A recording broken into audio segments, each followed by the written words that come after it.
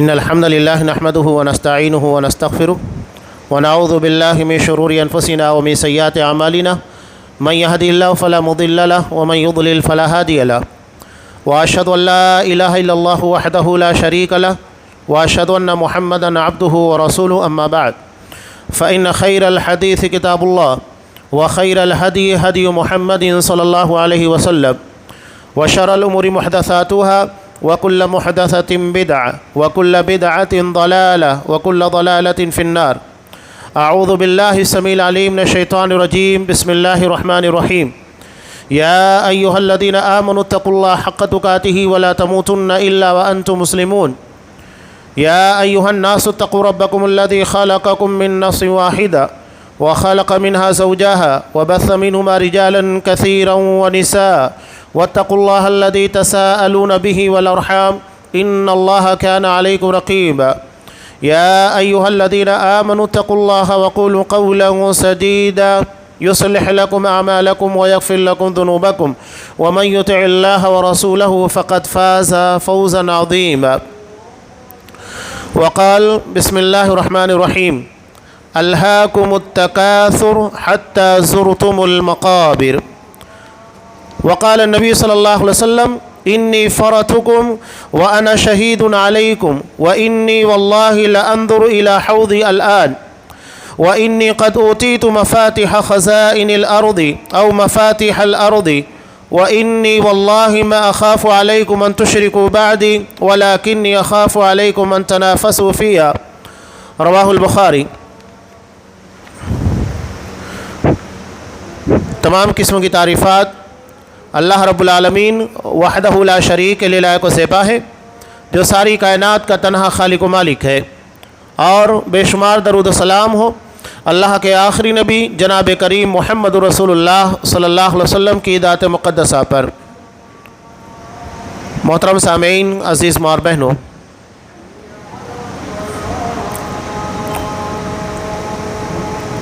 علامہ ابن قیم رحمۃ اللہ علیہ کا ایک بہت پیارا قول ہے. یہ فرماتے ہیں کہ انسانوں کو 3 گناہوں سے بہت بچنا چاہیے. یہ 3 گناہ کون سے ہیں؟ پہلا ہے تکبر، اپنے آپ کو بڑا سمجھنا، لوگوں کو حقیر سمجھنا اور حق بات کو ٹھکرا دینا. نبی کریم صلی اللہ علیہ وسلم نے تکبر کی تعریف بیان کرتے ہوئے ارشاد فرمایا بطر الحق وغمت الناس، حق بات کو ٹھکرا دینا اور لوگوں کو حقیر اور ذلیل سمجھنا. اور یہ وہ گناہ ہے جس کی بنیاد کے پر ابلیس کو راندہ درگاہ قرار دیا گیا.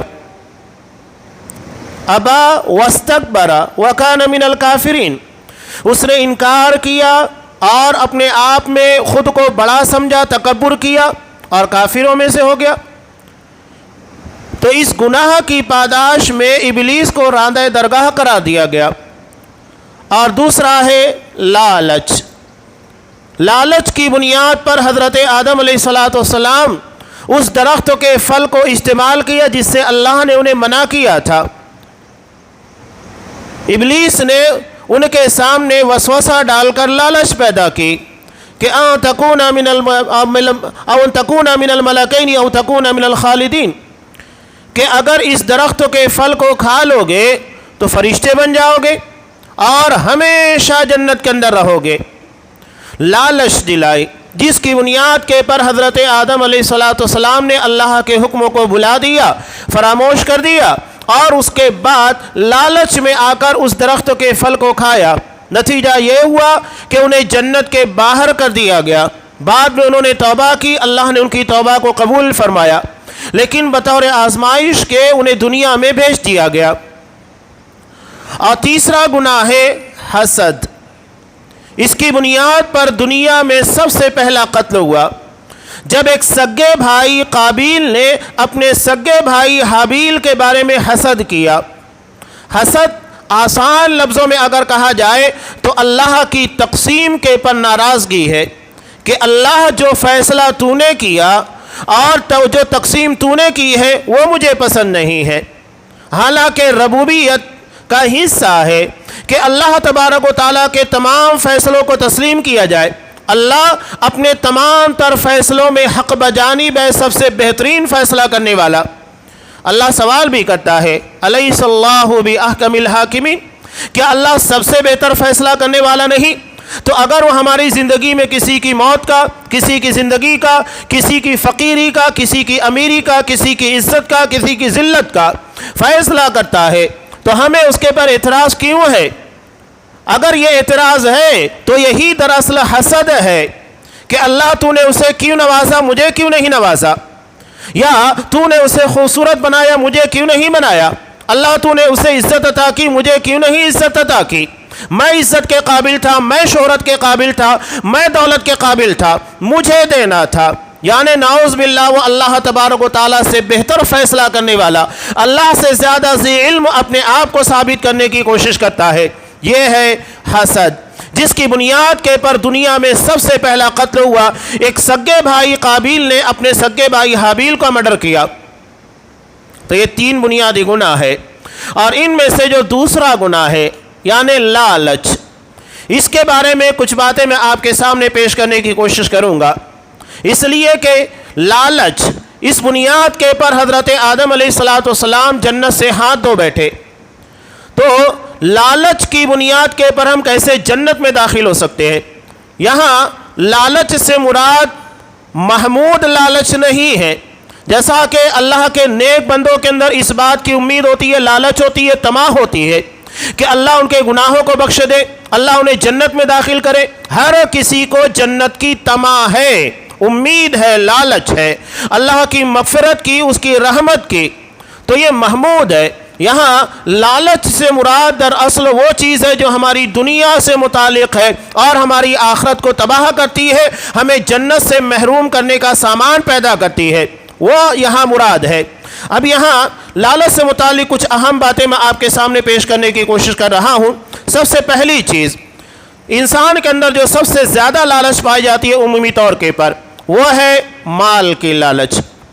حالانکہ انسانی ضرورت ہے، انسان بغیر مال کے اپنی دنیا نہیں گزار سکتا، نہ تو اپنی زندگی کا گزران کر سکتا ہے، نہ اپنے بال بچوں کی پرورش کر سکتا ہے، نہ تعلیم و تربیت، نہ تجارت، نہ معیشت۔ لیکن اگر اس میں لالچ پیدا ہو جائے جس کی بنیاد کے پر وہ صحیح راستوں کو چھوڑ کر غلط راستے کے پر جانے لگ جائے، یہی دراصل مذموم اور ناپسندیدہ لالچ ہے۔ آج دنیا کی کون سی فیلڈ ہے جو ہمیں محفوظ نظر آتی ہے؟ تعلیمی لائن، میڈیکل لائن، آپ کس لائن کے بارے میں باتیں کیجئے، تجارت، وہاں تو ہمیں عمومی طور کے پر یہ ساری چیزیں نظر آ رہی ہے کہ ایک انسان لالچ میں کیا نہیں کر رہا ہے۔ اگر آپ دیکھ لیجئے کسان شیتکری کی لائن، وہ لالچ کے زیادہ سے زیادہ مال پیدا ہو، وہ ایسی چیزوں کا اور ایسی کیمیکل کا استعمال کرتا ہے جس کی بنیاد کے پر غذا انسان کی صحت کے قابل نہیں رہتی ہے۔ آپ کو پنجاب کے بارے میں علم ہوگا کہ جس چیز کا استعمال کر کے وہ فصلوں کو زیادہ سے زیادہ پیدا کیا کرتے تھے، وہ اسے استعمال نہیں کیا کرتے تھے، اس لیے کہ اس غذا کے استعمال کی بنیاد کے پر کینسر جیسی خطرناک اور جان لیوا بیماری کے پیدا ہونے کا خدشہ نہیں بلکہ ایسے معاملات پیش ہوئے، اور بعد میں وہی چیزیں جب ان کی طرف پلٹ کر آئی تو نتیجہ یہ ہوا کہ سب سے زیادہ کینسر کے مریض انہی لوگوں کے درمیان پائے گئے۔ یہ لالچ ہے، یعنی زیادہ کی لالچ انسان کو صحت کے ساتھ کھلواڑ کرنے کے پر آمادہ کرتی ہے۔ تجارت میں ایک تاجر بڑی آسانی کے ساتھ جھوٹ بولتا ہے، آسانی کے ساتھ جھوٹ بولتا ہے تاکہ کسٹمر کو دھوکہ دے سکے اور زیادہ سے زیادہ پروفٹ کما سکے۔ یہ بالکل عام چیز ہو چکی ہے۔ آج آپ تعلیمی لائن، میڈیکل لائن، اس چیز کے بارے میں اگر غور کریں گے تو حیرانگی ہوتی ہے کہ بڑے بڑے ڈونیشن جو لیے جا رہے ہیں تعلیم اور تربیت، جہاں سے انسان کو انسانیت تک پہنچانے کے لیے کوششیں کی جاتی ہے، وہیں پر اس طرح کے کرپشن پائے جا رہے ہیں۔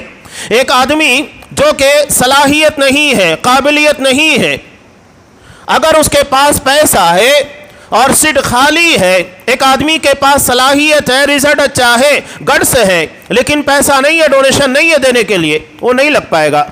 جس کے پاس پیسہ ہے، قابلیت نہیں ہے، وہ آسانی کے ساتھ لگ جاتا ہے۔ 5 لاکھ 8 لاکھ 10 لاکھ 15 لاکھ روپے لگتے ہیں، اور یہ ڈونیشن کہنے کی بنیاد کے پر کوئی حرام چیز حلال نہیں ہو جاتی ہے۔ اگر کوئی شخص روح افزا کی بوتل میں جس میں روح افزا کا لیبل لگا ہوا ہے اگر شراب رکھ کر بیئر رکھ کر بیچنے لگ جائے تو اسے حلال ہونے کا حکم نہیں لگ جائے گا، یہاں ہم اسے حلال نہیں کہیں گے۔ تو یہاں ڈونیشن کہنے کی بنیاد کے پر وہ عطیہ نہیں بنتا ہے، رشوت ہی ہے۔ تو بتائیے تعلیم لائن خالی ہے؟ نہیں۔ اس کے بعد اگر آپ میڈیکل لائن کی بات کیجئے، وہاں پر ڈاکٹر کو دیکھ لیجئے، انہیں باقاعدہ ٹارگٹ دیا جاتا ہے کہ سال بھر میں 50 لاکھ 60 لاکھ کروڑ تک کے دیے جاتے ٹارگٹ میڈیکل ایجنسیوں کے تھرو کہ آپ کو اتنی دوائی ہماری ایجنسی کی بیچنا ہوگا، اور پھر وہ لالچ میں آنے کے بعد بیچتا ہے۔ پیشنٹ کو ضرورت نہیں ہے لیکن وہ دوا لکھ کر دے گا، اور جس کمپنی کے لیے اسے آفر کیا گیا اسی کمپنی کی دوسری کمپنی کی اس سے بہتر دوا آپ استعمال کریں گے وہ ریجیکٹ کر دے گا۔ علاوہ ازیں مختلف قسم کے ٹیسٹ ضرورت نہیں ہے، اس کے باوجود بھی آپ کو ٹیسٹ کے لیے بھیجا جائے گا۔ زبردستی آپ کے خون کو، پیشاب کو، پریشر کو، بہت ساری چیزوں کو چیک اپ کے لیے بھیجا جائے گا، حالانکہ ڈاکٹر کو علم ہو جاتا ہے کہ اس کو کوئی ضرورت نہیں ہے، اسے سمجھ جاتا ہے کہ ہاں اسے کتنی دوا کا ٹریٹمنٹ دینے کے بعد آسانی کے ساتھ انشاءاللہ یہ شفایاب ہوگا، لیکن اسے باقاعدہ بھیجا جاتا ہے۔ یہ تو اللہ کو جواب دینا ہے۔ تو ہر فیلڈ کے اندر آپ دیکھیے بنیادی وجہ بنی ہے لالچ۔ لالچ کی بنیاد کے پر ایک تاجر دھوکہ دیتا ہے۔ ڈاکٹری لائن جو کہ انتہائی معزز پیشہ جس میں انسان کی بیماری کے ساتھ لڑا جاتا ہے، اسے بھی داغدار کر دیا گیا، تعلیم لائن کو داغدار کر دیا گیا۔ کون سی فیلڈ ہمیں یہاں پر محفوظ نظر آتی ہے؟ تو یہ بنیادی چیز ہے مال کی لالچ۔ ترمذی کی روایت ہے، نبی کریم صلی اللہ علیہ وسلم نے ارشاد فرمایا ان لکل امت فتنہ وفتنۃ امتی المال۔ ہر امت کے لیے اللہ نے آزمائش کی کوئی ایک بڑی اہم وجہ رکھی تھی، اور میری امت کی آزمائش مال کے ذریعے ہوگی، یعنی میری امت کی آزمائش کے لیے بطور خاص مال کو رکھا جائے گا، اس کی بنیاد کے پر امت کی آزمائش ہوگی۔ اور آج آپ دیکھیے کہ امت مسلمہ کی آزمائش اس کی بنیاد پر ہو رہی ہے۔ اللہ نے اگر نواز دیا ہے وہ بھی مسئلہ ہے، یعنی مالداری بھی ہمارے لیے آزمائش، اور اگر فقیری ہے مال نہیں ہے تب بھی ہمارے لیے آزمائش بنی ہوئی ہے۔ انسان فقیری میں آپ صلی اللہ علیہ وسلم ایسی فقیری سے پناہ طلب کرتے تھے کہ انسان جس میں مجبور ہو جائے، ایسی فقیری سے آپ صلی اللہ علیہ وسلم پناہ طلب کرتے تھے، اس لیے کہ انسان اس موقع پر جانے کے بعد حلال و حرام کی تمیز بھول بیٹھتا ہے۔ اصحاب کرام کی طرح ایمان تو ہے نہیں کہ اصحاب کرام ایک دو تین دن بلکہ سفر میں کئی دن بھوکے پیاسے رہنے کے بعد بھی اللہ کے دین کے پر اسی استقامت کے ساتھ جمے رہتے تھے۔ وہ ایمان کا معیار آج ہمارے درمیان ہے نہیں۔ آج آپ دیکھیے بہت سارے علاقوں میں مسلمانوں کے درمیان ارتداد کی ایک بڑی وجہ مالداری ہے، مال کا فتنہ ہے۔ مال نہیں ہے، انہیں کچھ مال آفر کیا جاتا ہے، اس کی بنیاد کے پر مرتد ہو جاتے ہیں۔ ہندوستان کے بہت سارے علاقوں میں بلکہ غریب ممالک میں باقاعدہ عیسائی مشنریاں مال کی بنیاد کے پر مسلمانوں کو ارتداد کے راستے کے پر لگا رہی ہیں، جس میں نہ ہندوستان محفوظ ہے اور نہ دنیا کے دیگر غریب ممالک، یہ باقاعدہ اس طریقے سے محنت کر رہے ہیں۔ تو یہ فقر بھی دراصل آزمائش کی ایک بڑی وجہ بن چکا ہے۔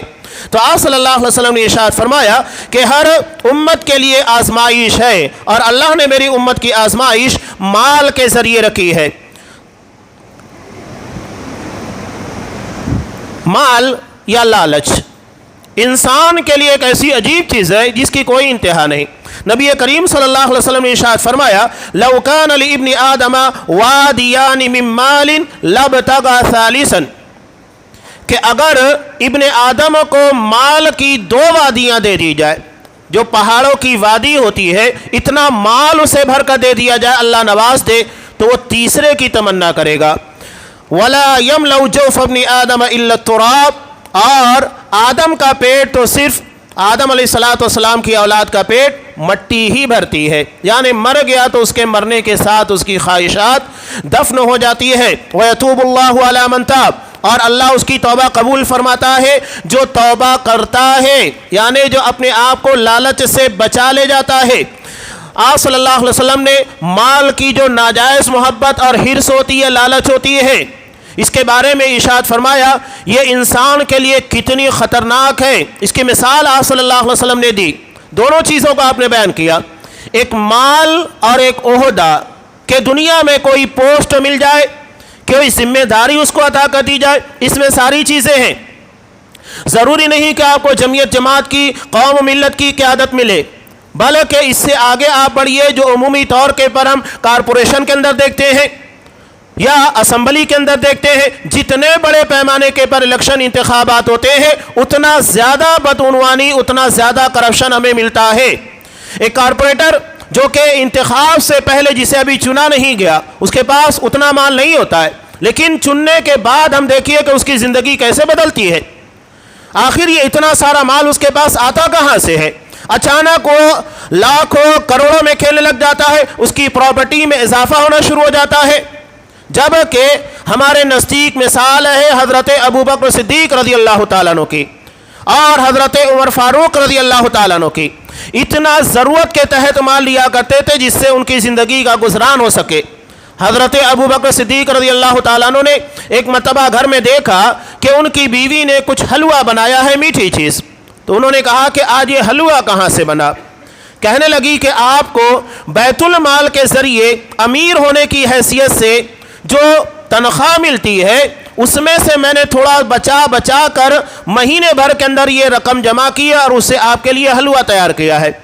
حضرت ابوبکر صدیق نے فوراً بیت المال کے خزانچی کو خط لکھا، اتنا پیسہ میری تنخواہ سے کٹ کر دیا جائے، اس لیے کہ یہ میری ضرورت سے زیادہ ہے۔ یہ ہے دنیا کے لیے بہترین مثال۔ لیکن اس کے مقابلے میں آج آپ ہمارے کارپوریٹروں کو دیکھیے، ممبروں کو دیکھیے، کیا حالت ہے؟ اللہ کو جواب دینا ہے۔ یہ اللہ کا ڈر، اللہ کا خوف تھا جس کی بنیاد پر یہ حالت تھی۔ آپ صلی اللہ علیہ وسلم نے اس ناجائز محبت اور لالچ کے بارے میں مثال دیتے ہوئے کہا کہ ما ذئبان جائعان ارسلا فی غنم بافسد لها من حرص المرء علی المال والشرف لدینہ، کہ دو بھوکے بھیڑیے جو بھیڑ بکریوں میں چھوڑ دیے جائیں وہ انہیں اتنا خراب نہیں کرتے، نقصان نہیں پہنچاتے جتنا آدمی کے مال اور شرف اونچا ہونے، باعزت ہونے، اپنی اہمیت کو منوانے کی حرص اس کے دین کو خراب کرتی ہے۔ یہ ترمذی کی روایت ہے، اور آپ دیکھیے کہ آپ صلی اللہ علیہ وسلم کی فرمائی بات میں عینی ہی اپنی جگہ پر سچی ہے۔ مال کے لیے انسان کیا کچھ نہیں کرتا ہے، اور عہدے کی لالچ، دنیا میں عزت کی لالچ کہ اسے بڑا سمجھا جائے، اسے عزت عطا کی جائے، ساری چیزیں آج ہمارے سامنے بالکل نمایاں ہے۔ آپ صلی اللہ علیہ وسلم نے یہاں جو مثال دی، دو بھوکے بھیڑیے بکریوں کے ریوڑ میں چھوڑ دیے جائے، کیا ہوگا؟ کتنا نقصان کریں گے؟ ایک بکری کو ماریں گے، دو بکری اپنا پیٹ بھریں گے، چھوڑ دیں گے، اس سے زیادہ یہ لوگ نقصان کرنے والے نہیں ہیں۔ لیکن انسان کے مال اور عہدے کی لالچ اس کی انتہا نہیں ہوتی ہے۔ ایسا نہیں کہ آپ کو 1 لاکھ 2 لاکھ کروڑ میں آپ کا معاملہ ختم ہو جائے، اتنا مل جائے تو آپ کو سکون مل جائے کہ اس سے زیادہ ہمیں کمانے کی ضرورت نہیں۔ آپ صلی اللہ علیہ وسلم نے کہا نا کہ اگر 2 وادی اسے مال دے دیا جائے تو تیسرے کی تمنا کرے گا۔ تو یہ مال کی لالچ، عہدے کی لالچ یہ رکنے والی نہیں ہے۔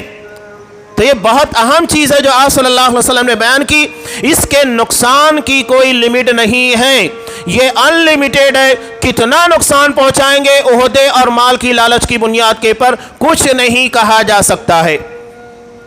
اللہ بازی، مال کی محبت بوڑھی نہیں ہوتی ہے، اس لیے کہ انسان بوڑھا ہو جاتا ہے، اس کا جسم بوڑھا ہو جاتا ہے، لاغر ہو جاتا ہے، لیکن مال کی محبت بوڑھی نہیں ہوتی۔ آپ صلی اللہ علیہ وسلم نے ارشاد فرمایا یکبر ابن آدم ویکبر معہ اثنان حب المال وطول العمر، کہ انسان بڑا ہوتا ہے، اس کی عمر بڑھتے جاتی ہے، اور اسی کے ساتھ 2 چیزیں بھی پروان چڑھتی ہیں، بڑھتے جاتی ہے، مال کی محبت اور لمبی زندگی کی تمنا، خواہش۔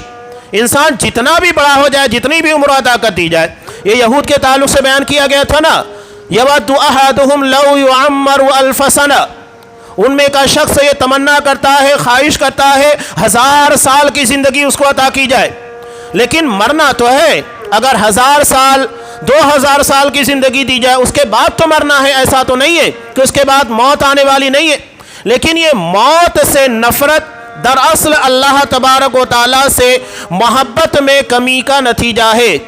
جسے جتنی زیادہ اللہ سے شدید محبت ہوگی وہ اتنا زیادہ موت کا متلاشی بلکہ موت سے محبت کرنے والا ہوگا۔ کہنے والا ایک بہت پیاری بات کہتا ہے کہ موت الجسر یوصل الحبیب من الحبیب، موت ایک پل ہے جو ایک محبت کرنے والے کو دوسرے محبت کرنے والے سے ملاتا ہے، یعنی جب تک موت کے اس پل کو کراس نہیں کیا جائے گا ہمارا محبوب حقیقی اللہ تبارک و تعالیٰ اس سے ملاقات ممکن نہیں۔ کوئی جیتے جی اللہ سے مل نہیں سکتا، مرنے کے بعد ہی اسے اللہ کے سامنے پیش ہونا ہوگا، اللہ سے ملاقات ہوگی۔ تو انسان کے اگر اعمال اچھے ہوں گے، اللہ سے محبت شدید ہوگی اور وہ اللہ کو اپنا محبوب حقیقی بنائے گا تو پھر وہ موت کی تمنا کرے گا، موت کے اس پل کو کراس کرنے کی کوشش کرے گا۔ حضرت انس بن نضر رضی اللہ تعالیٰ عنہ، جو حضرت انس رضی اللہ تعالیٰ عنہ کے چچا تھے، جنگ احد کے موقع پر کھجوریں کھا رہے تھے۔ آپ صلی اللہ علیہ وسلم سے پوچھا کہ اللہ کا رسول یہ بتائیے کہ جنت کی پنہائیاں اس کی وسعتیں کیا ہیں؟ کہا کہ آسمان و زمین کی طرح ہے۔ وہ کہنے لگے مجھے احد کے اس پار سے جنت کی خوشبو آ رہی ہے۔ کھجوریں کھا رہے تھے، کھجوروں کو ایک طرف رکھ دیا، کہا کہ اللہ اور میری ملاقات کے درمیان یہ کھجوریں حائل ہو مجھے گوارا نہیں۔ یہ محبت تھی اللہ کی۔ کھجوریں ایک طرف رکھی اور دشمنوں سے لڑنے کے لیے میدان کارزار میں اتر گئے اور اس کے بعد اللہ سے شہادت کا پروانہ حاصل کیا، اس لیے کہ اللہ سے محبت بہت شدید تھی۔ تو یہ محبت جیسے یا تو آپ مال کی طرف لے کر جائیں یا تو اللہ کی طرف لے کر جائیں، اللہ کی طرف لے کر جائیں گے اس محبت کو، یہ ہمیں دنیا اور آخرت دونوں جگہ سرخروئی عطا فرمائے گی، عزت عطا کرے گی، اور اگر اسے دنیا کی طرف پھیریں گے تو یہ ہماری دنیا اور آخرت دونوں کو تباہ کرنے والی چیز ہے۔ نبی کریم صلی اللہ علیہ وسلم نے ایسی محبت جو کہ انسان کو ناجائز لالچ کی طرف لے کر جاتی ہے، ایک بہت ہی اہم بات اس کے بارے میں ارشاد فرمائی، جیسا کہ مستدرک حاکم کی روایت ہے۔ حضرت عبداللہ ابن مسعود رضی اللہ تعالیٰ عنہ فرماتے ہیں کہ نبی کریم صلی اللہ علیہ وسلم نے ارشاد فرمایا اقتربت الساعة ولا يزداد الناس على الدنيا الا حرصا ولا يزدادون من الله الا بعدا، کہ لوگ دنیاوی اعتبار سے مالی اعتبار سے لالچ کا شکار ہو رہے ہیں اور اپنے پروردگار سے دور ہوتے جا رہے ہیں۔ انسان جتنا زیادہ دنیا میں مگن ہوگا اتنا اللہ سے دور ہوگا، جتنی لالچ بڑھتی جائے گی اللہ سے اس کی نزدیکی اتنی کم ہوتی جائے، اتنی ختم ہوتی جائے گی، وہ اللہ کے قریب نہیں بلکہ اللہ سے دور ہوتا جائے گا۔ وہی چیز یہاں پر بیان کی گئی ہے، اور یہ چیز ایسی ہے جو پچھلی امتوں کی تباہی کا سبب بنی تھی اور اس امت کی تباہی کا سبب بھی یہی مال ہے۔ حضرت ابو عبیدہ بن جراح رضی اللہ تعالیٰ نبی کریم صلی اللہ علیہ وسلم نے انہیں بحرین کی طرف بھیجا تھا زکوٰۃ کے وصول کرنے کے لیے، چنانچہ وہ زکوٰۃ وصول کر کے لے کر آئے۔ اب نادار اصحاب کرام انہیں معلوم ہو گیا کہ حضرت ابو عبیدہ بن جراح رضی اللہ تعالیٰ نے بحرین سے مال لے کر آئے ہیں، چنانچہ یہ فجر میں آپ صلی اللہ علیہ وسلم کے آگے آ کر پیش ہو گئے۔ آپ صلی اللہ علیہ وسلم مسکرانے لگے اور کہا اظنکم سمعتم ان ابا عبیدہ قدم بشیء، میرا خیال ہے اور مجھے یقین ہے کہ تمہیں معلوم ہو چکا ہے کہ ابو عبیدہ کچھ مال لائے ہیں۔ انہوں نے کہا کہ اجل یا رسول اللہ، ہاں اللہ کا رسول یہ بات ہمیں معلوم ہوئی ہے۔ تب آپ صلی اللہ علیہ وسلم نے ارشاد فرمایا فَأَبْشِرُوا وَأَمِّلُوا مَا يَسُرُّكُمْ، تمہیں بشارت ہو اور تم اس چیز کی امید رکھو جو تمہیں خوش کر دے۔ فَوَاللَّهِ مَا الْفَقْرَ أَخْشَىٰ عَلَيْكُمْ، اللہ کی قسم مجھے تمہارے پر فقر کا اتنا اندیشہ خوف نہیں ہے، وَلَكِنِّي أَخْشَىٰ أَن تُبْسَطَ عَلَيْكُمُ الدُّنْيَا كَمَا بُسِطَتْ عَلَىٰ مَنْ كَانَ قَبْلَكُمْ، لیکن مجھے ڈر ہے کہ جس طرح دنیا تم سے پہلے لوگوں کے پر کشادہ کر دی گئی تھی اس طرح تمہارے پر یہ دنیا کشادہ کر دی جائے گی۔ فَتَنَافَسُوهَا كَمَا تَنَافَسُوهَا، تو تم دنیا کی دور میں اور اس میں مقابلہ آرائی میں ایک دوسرے سے کمپٹیشن کرنے لگ جاؤ جس طرح وہ لوگ کیا کرتے تھے۔ وَتُهْلِكَكُمْ كَمَا أَهْلَكَتْهُمْ، تو یہ دنیا جس طرح انہیں ہلاک کر دی ہے اس طرح تمہیں بھی ہلاک کر دے گی۔ تو یہ آپ صلی اللہ علیہ وسلم نے ارشاد فرمایا، بخاری کی روایت۔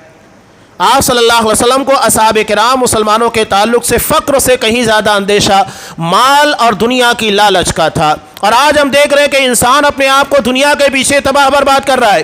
کیا نوجوان، کیا بوڑھے، کیا بچے، سب کے سب کی بنیادی وجہ یہ دنیا ہے. حالانکہ دنیا کی حقیقت آپ صلی اللہ علیہ وسلم نے ارشاد فرمایا اتنی ہے جیسا کہ سمندر کے مقابلے میں چند قطرے ہیں.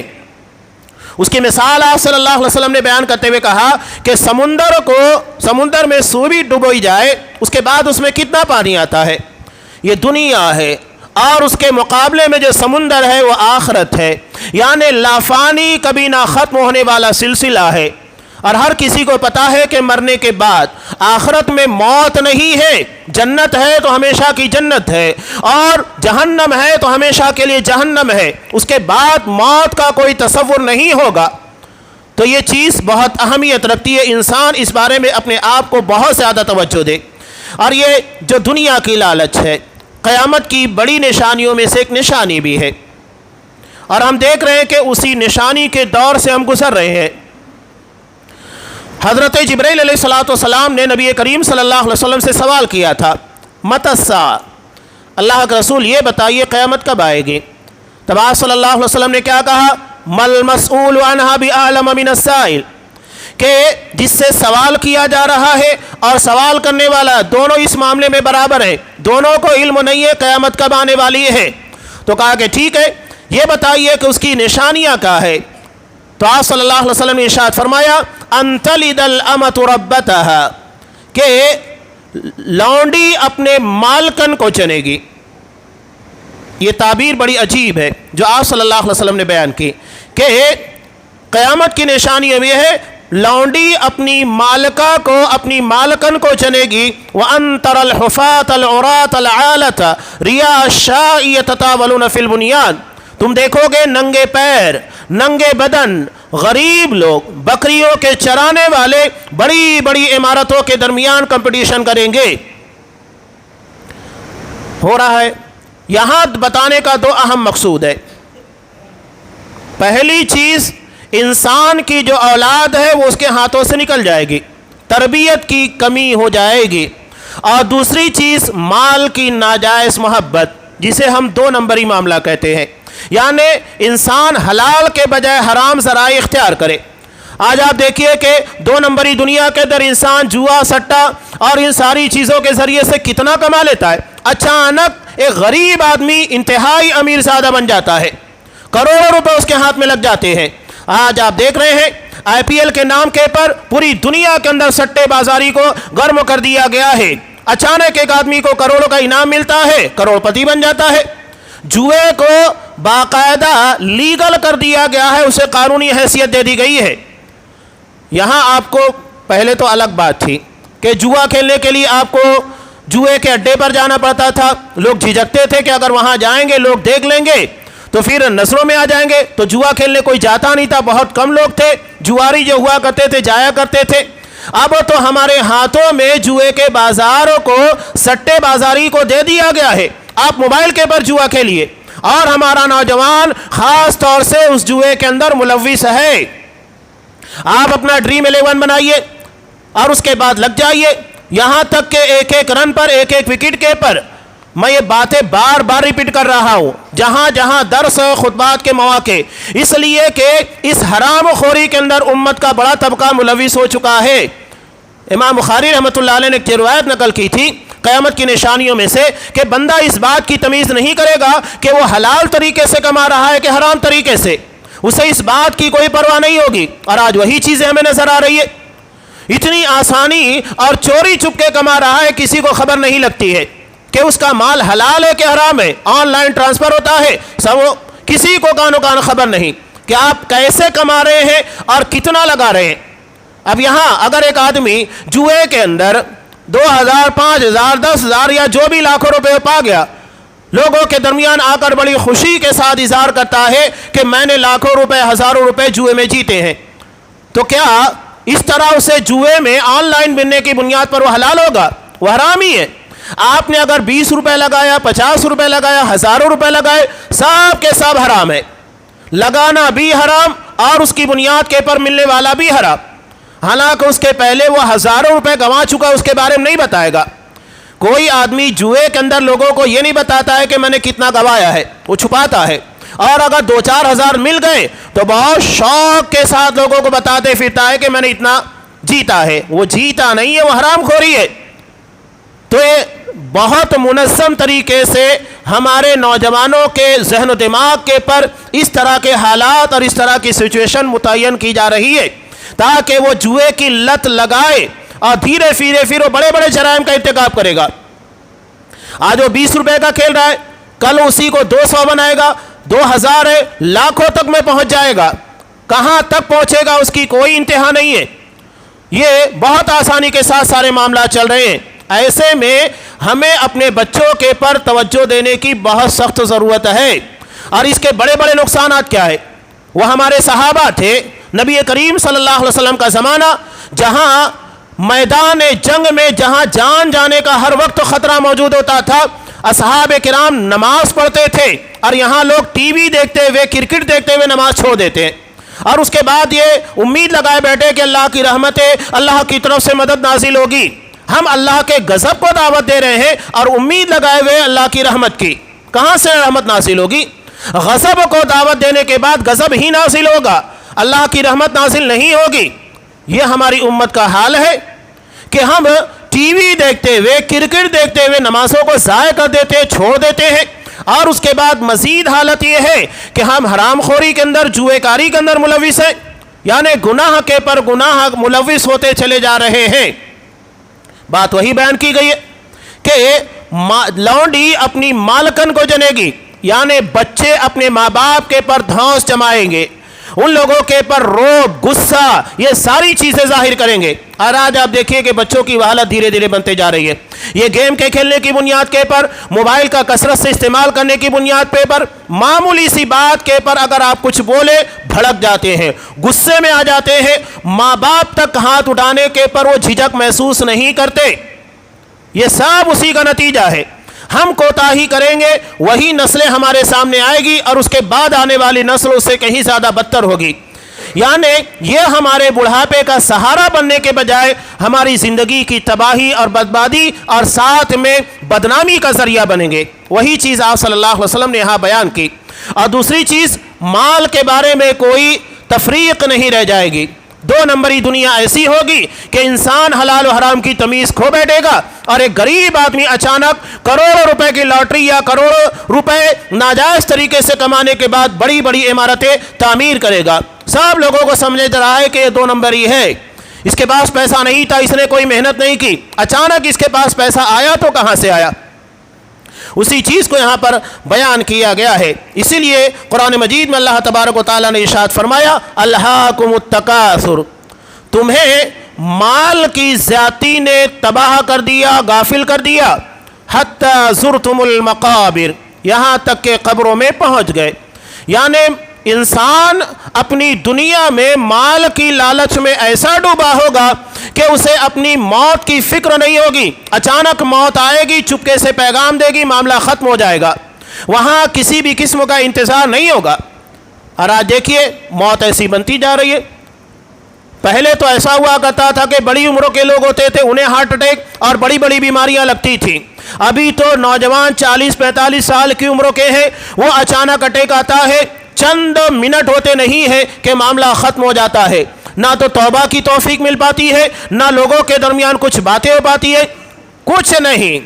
یہ بہت بڑی بد نصیبی ہے۔ آپ صلی اللہ علیہ وسلم ایسی موت سے پناہ طلب کرتے تھے۔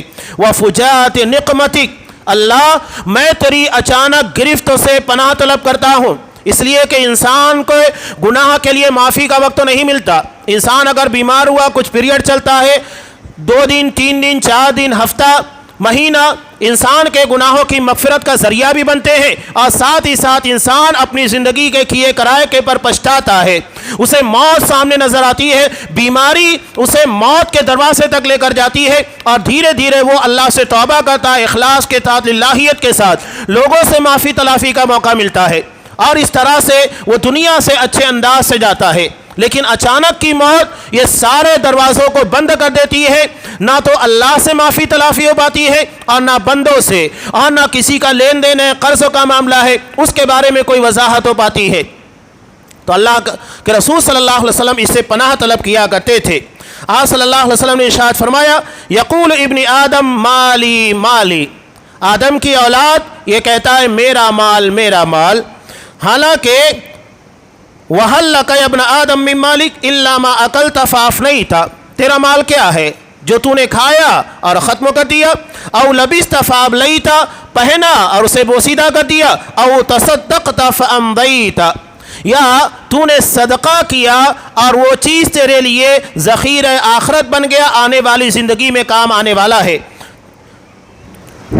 یہ مال اصل ہے. یہاں ایک اہم نقطہ اور بھی ہے مال کے تعلق سے. ہمارے نزدیک جو صدقہ و خیرات کی کمیاں واقع ہو چکی ہیں، آپ دیکھ لیجئے، چاہے مساجد کی بات کیجئے، غربا مساکین کی مدد کی بات کیجئے، ہمارے اپنے رشتہ داروں میں ضرورت مندوں کی مدد کی بات کیجئے، یہ پیمانہ انتہائی کمزور ہوتا جا رہا ہے. حالانکہ اصحاب کرام کون تھے کہ وہ اپنی ذات کے پر دوسروں کو ترجیح دیا کرتے تھے. حضرت عبد الرحمن ابن عوف رضی اللہ تعالیٰ عنہ، ان کا بھائی چارہ حضرت سعد بن ربیع رضی اللہ تعالیٰ عنہ کے ساتھ کیا گیا تو یہ اپنا آدھا مال، یہاں تک کہ اپنی 2 بیویوں میں سے ایک بیوی دینے کے لیے تیار ہو گئے. یہ ایثار اور ہمدردی تھی. لیکن جب سے دنیا کی لالچ اور چاہت بڑھ گئی تو ہمارے درمیان رشتوں کی قدر بھی کم ہو گئی ہے. قرآن مجید نے ایک بہت پیاری بات کہی سورہ منافقون میں کہ انسان کی جب موت کا وقت قریب آتا ہے تو وہاں وہ تمنا کیا کرتا ہے، کاش اسے مہلت دی جاتی، فَأَصَّدَّقَ وَأَكُن مِّنَ الصَّالِحِينَ، تو میں صدقہ کرتا اور نیک لوگوں میں ہو جاتا. یہاں پر سوچئے، قرآن مجید نے یہ نہیں کہا کہ وہ یہ تمنا کرے گا مجھ کو موقع مل جائے میں نماز پڑھ لوں گا، موقع مل جائے مجھے روزہ رکھ لوں گا، توبہ استغفار کر لوں گا. وہ کیا کہے گا، مجھے موقع دیا جائے تو میں اللہ کی راہ میں صدقہ کروں گا، نیک لوگوں میں بن جاؤں گا. یعنی وہ مال کی اس ناجائز محبت کی وجہ سے روزے، نماز اور دیگر تمام عبادات سے، صدقہ و خیرات سے دور رہا، اور مرنے کے بعد اسی چیز کو جو اس کے لیے روڑا بن رہی ہے، جس کی بنیاد کے پر وہ نیکیوں سے دور رہا، اسے وہ کنارے لگانے کی کوشش کرے گا تاکہ چیز میں صدقہ کر کے اپنے آپ کو بچا سکوں. یہ ہے صدقے کی اہمیت جو اللہ کے غصے کو ٹھنڈا کرتا ہے، ہمیں بری موت سے بچاتا ہے، بہت سارے فوائد، ہمارے رشتوں کو مضبوط کرتا ہے، انسانیت کے رشتوں کو جوڑتا ہے. لیکن یہ لالچ ایک ایسی چیز ہے جو صدقہ و خیرات کے جذبات کو بھی کم کرتی چلی جا رہی ہے. تو ایک بہت بڑا اثر اس چیز کے پر بھی پڑا ہے. اب یہاں آخر میں چند چیزیں کہ انسان ان ساری چیزوں سے اپنے آپ کو بچائے کیسے. جو دنیا کی لالچ اسے آخرت سے بیگانہ کر رہی ہے، رشتوں کو کمزور کرتی جا رہی ہے، اس کے اعمال کو کمزور کر رہی ہے، اس میں سب سے پہلی اور اہم چیز ہے کہ اللہ تعالیٰ نے ہمیں جو کچھ بھی نعمتیں عطا کی ہے اس کے پر شکر گزاری کیجئے کہ اللہ میں اس قابل تھا نہیں لیکن تو نے نوازا ہے.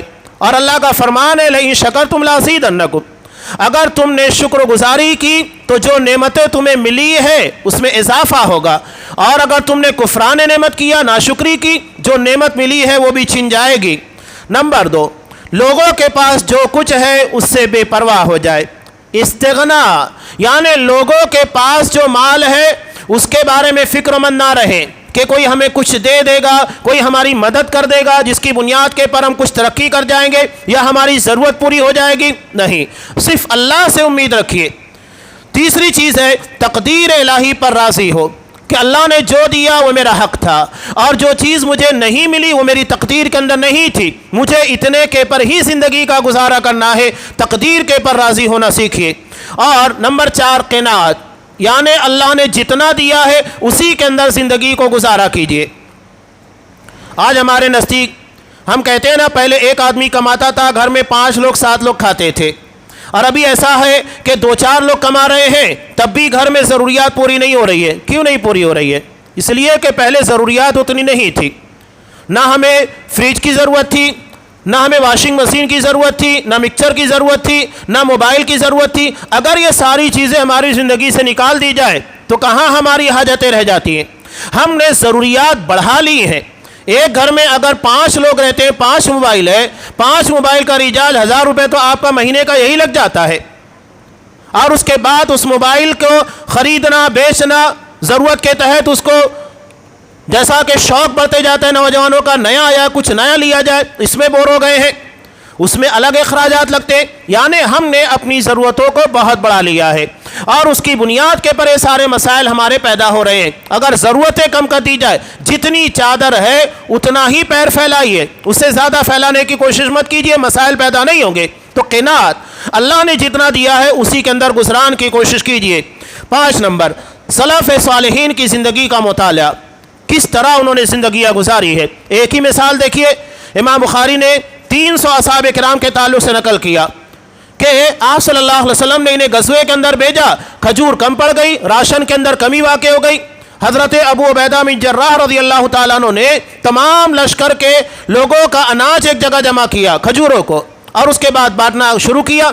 ایک دن میں 1 کھجور دی جاتی تھی، 1 کھجور پورے دن کے لیے، اس کے بعد وہ بھی کمی پڑ گئی تو آدھی کھجور دی جانے لگی، یہاں تک کہ وہ بھی ختم ہو گئی۔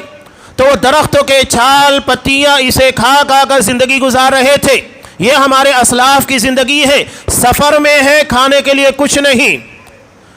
سوال کرنے والے نے پوچھا کہ آدھی کھجور کے پر آپ کیسے گزارا کرتے تھے؟ کہا کہ وہ تو نعمت تھی کہ وہ مل جاتی تھی، جب وہ بھی ختم ہو گئی تو پھر ہم درختوں کی پتیاں چھال یہ سب کھانے کے لیے مجبور ہو گئے، یہاں تک کہ جب پیٹ میں کچھ جائے گا نہیں تو باہر کیا نکلے گا؟ جس طرح بکری مینگنی نکالتی ہے اس طرح ہم قضاء حاجت کیا کرتے تھے، پیٹ میں کچھ نہیں تھا، باہر کیا نکلے گا؟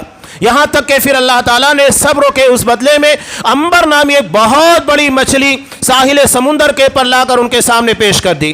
تو اللہ آزماتا ہے، لیکن آزمانے کے بعد چھوڑتا نہیں ہے، بہت بڑی بڑی نعمتوں سے نوازتا ہے۔ تو یہ اسلاف کی زندگی ہے۔ حضرت عائشہ کہتی ہے کہ آپ صلی اللہ علیہ وسلم کی 9 بیویاں ہیں، 9 بیویوں کے گھر میں چولہے نہیں جلا کرتے تھے، 1 چاند 2 چاند 3 چاند یعنی 3 مہینے گزر جاتے، گھر میں کھانے کے لیے کچھ نہیں ہوتا۔ سوال کرنے والے نے پوچھا پھر کھاتے کیا تھے؟ کہا کہ صرف کھجور اور پانی کے پر گزارا ہوا کرتا تھا۔ یہ اصحاب کرام ہے۔ جب یہ واقعات ہم پڑھیں گے اور ہمارے بچوں کو سنائیں گے تبھی تو احساس ہوگا۔ پہلے ہمارے یہاں پر بوڑھی خواتین دادی اماں ہوا کرتی تھیں، یا گھر میں ماں ہے، بڑی بہنیں ہیں، یا تو خالہ ہے، رات میں بچوں کو جمع کر کے انبیاء کے واقعات، اصحاب کرام کے واقعات سنایا کرتی تھی۔ ہمارے بچے وہی واقعات سن کر سوتے تھے، ذہن و دماغ کے اندر وہ چیزیں کردار کے ذریعے داخل ہوتی تھی، پہلے دماغ میں جاتی اس کے بعد کردار کے اندر ظاہر ہوتی۔ لیکن آج ہمارے بچے ان ساری چیزوں سے محروم ہیں، وہ موبائل میں لگے، جو کچھ موبائل کے اندر چل رہا ہے وہی ان کے ذہن و دماغ کے اندر رات کے اندر رچ بچ جاتا ہے، اور دن میں اٹھنے کے بعد اسی کا مظاہرہ ہوتا ہے۔ تو یہ تربیت کی کمی، عقیدے کے اندر پختگی نہ ہونے کا نتیجہ ہے۔ تو اسلاف کا جو طریقہ تھا وہ ہمارے لیے سب سے زیادہ اہمیت رکھتا ہے۔ 6 نمبر، ایسے لوگوں کو دیکھے جو نعمت کے اعتبار سے ہم سے کم تر ہے۔ اللہ نے جن لوگوں کو ہمارے مقابلے میں صحت کم عطا کی ہے، بیمار ہے، بہت ساری بیماریوں سے جونج رہے ہیں، اس کے مقابلے میں اپنی زندگی دیکھیے۔ اگر اللہ نے آپ کو 15,000 20,000 روپے مہینے کا دیا تو ان لوگوں کو دیکھیے کہ جو 5,000 بڑی مشکل سے کماتے ہیں، کیسے اپنی زندگی گزارتے ہوں گے۔ تو ان لوگوں کو دیکھو۔ آپ صلی اللہ علیہ وسلم نے کہا انظروا الی من هو اسفل منکم، اپنے سے کمتر لوگوں کو دیکھو جو چھوٹے ہیں، کمائی کے اعتبار سے، رزق کے اعتبار سے، دنیا کے اندر ملی ہوئی نعمتوں کے اعتبار سے، لیکن اپنے سے بڑے جو ہیں ولا تنظروا الی من هو فوقکم، اپنے سے زیادہ اونچے لوگوں کو مت دیکھو، ورنہ اللہ نے جو نعمتیں ہمیں عطا کی ہے وہ ہمیں حقیر لگے گی، معمولی لگے گی۔ آج ہمارے نزدیک بچے کیا دیکھتے ہیں؟ بڑے بڑے لوگوں کو دیکھتے ہیں، ان کا گھر ایسا ہے، وہ اتنا کماتا ہے، ان کے رہنے سہنے کا انداز ہے، لائف اسٹائل یہ ہے، ایسی گاڑی ہے، نتیجہ کیا ہوتا ہے؟ اپنی سائیکل خراب لگنے لگتی ہے۔ تو جو اپنے سے کم تر ہے انہیں دیکھنا ہے، تو اللہ کی نعمتیں ہمارے نزدیک اہمیت کی حامل ہوگی۔ نمبر 7، یقین رکھے کہ اللہ نے ہمیں پیدا کرنے سے پہلے ہی ہمارا رزق دے دیا ہے۔ مسلم کی روایت ہے کہ بچہ جب ماں کے پیٹ میں 4 مہینے کا ہوتا ہے، اللہ کی طرف سے ایک فرشتہ آ کر اس کی زندگی کی ساری چیزوں کو لکھ دیتا ہے، کب تک جیے گا، نیک بخت ہوگا، بدبخت ہوگا، کتنا رزق پائے گا، سب لکھ دیا جاتا ہے۔ تو ہم اپنی زندگی سے پہلے اپنے رزق کا انتظام کر کے آتے ہیں، محنت کیجیے، اللہ یقیناً وہ چیزیں عطا کرے گا۔ اور نمبر 8، دنیا کی نعمتوں کا جنتوں کی نعمتوں کے ساتھ موازنہ نہ کرنے کی کوشش کرے، اس لیے کہ دنیا دارالامتحان ہے اور جنت ہے یہ ہمارا انعام ہے، تو دونوں ایک جیسی نہیں ہو سکتی ہے۔ یہاں میں چند اہم چیزیں بیان کر کے اپنی بات کو مکمل کرتا ہوں کہ اگر دنیا میں جو چیزیں ہم قربان کریں گے، آخرت میں وہ چیز کہیں بہتر شکل میں ملے گی، شرط یہ ہے کہ قربان کرے۔ اب یہاں دنیا میں دیکھیے کہ اصحاب کرام نے سفر میں آدھی کھجور کے پر گزارا کیا، وہ بھی نہیں تھا، کھجور جھال ہے اور پتھیوں کے پر گزارا کیا۔ اللہ نے اتنی بڑی نعمت عطا کر دی کہ وہ سارے کے سارا گوشت کھانے جمع کرنے کے بعد مدینہ واپسی تک لے کر گئے، اتنا اللہ نے عطا کیا۔ تو اللہ اتنا نوازتا ہے، تو جو نعمتیں دنیا میں ہے آپ اسے آخرت سے موازنہ کرنے کی کوشش مت کریں۔ یہاں ہمیں آزمایا جائے گا، لیکن آزمائش کی بنیاد کے پر بہت بہتر صلہ ملے گا، دنیا میں بھی اللہ دیتا ہے، آخرت میں بھی دیتا ہے۔ حضرت ابراہیم علیہ السلام انہوں نے اپنے باپ اور اپنے وطن سب کو چھوڑ دیا، اس کے فوراً بعد سورہ مریم میں اللہ بیان کرتا ہے کہ اللہ نے انہیں اسحاق عطا کیا اور یعقوب علیہ السلام، نبیوں کا پورا سلسلہ حضرت ابراہیم علیہ السلام کی نسل میں رکھا، یعنی باپ کو چھوڑنے کا نتیجہ یہ ملا سارے انبیاء حضرت ابراہیم علیہ السلام کی نسل کے اندر آئے، ایک قربانی دی، نتیجہ کیا ملا؟ اور آخرت میں سب سے پہلے جیسا کہ بخاری کی روایت میں ہے کہ سب سے پہلے جنہیں لباس پہنایا جائے گا وہ حضرت ابراہیم علیہ السلام ہوں گے، اس لیے کہ جب انہیں دنیا میں آگ میں جھونکا جا رہا تھا اللہ کی توحید کی خاطر تو جسم کا لباس اتار لیا گیا تھا، تو اللہ تبارک و تعالیٰ اس نعمت کے بدلے میں جو قربانی انہوں نے دنیا کے اندر دی تھی آخرت میں سب سے پہلے لباس پہنائے گا۔ تو جو چیز ہم دنیا میں اللہ کے لیے قربان کریں گے کہیں بہتر شکل میں آخرت میں ملے گی، یہ یقین، یہ عقیدہ ہونا چاہیے۔ تو ہمارے سامنے اگر یہ چیزیں ہوں گی تو دنیا کی لالچ ہمیں غیر شرعی امور کی طرف آمادہ نہیں کر سکتی ہے، اس لیے کہ ہم ٹارگیٹ سے نہیں بھٹکیں گے۔ دنیا یقیناً ہمارے آزمائش کے لیے رکھی ہے، لیکن یہ آزمائشیں ہمیں کسی بھی قسم کے فتنے میں مبتلا نہیں کر سکتی ہے۔ اللہ تبارک و تعالیٰ سے دعا ہے کہ پروردگار ہمیں دنیا کی ناجائز محبت جو ہماری آخرت کو تباہ کرتی ہے، دنیا میں بدنامی رسوائی کا ذریعہ بنتی ہے، شریعت کے احکام کی پامالی کا ذریعہ بنتی ہے، ایسی تمام ناجائز محبتوں سے، لالچ سے محفوظ رکھ اور ہمیں ایسے اعمال کی توفیق دے جو تیری رضا، تیری محبت اور آخرت کی کامیابی کا ذریعہ بننے والے ہیں۔ آمین۔ بارک اللہ لنا ولکم فی القرآن العظیم ونفعنی وإیاکم بالآیات والذکر الحکیم۔ انہ تعالی جواد کریم ملک رؤوف رحیم۔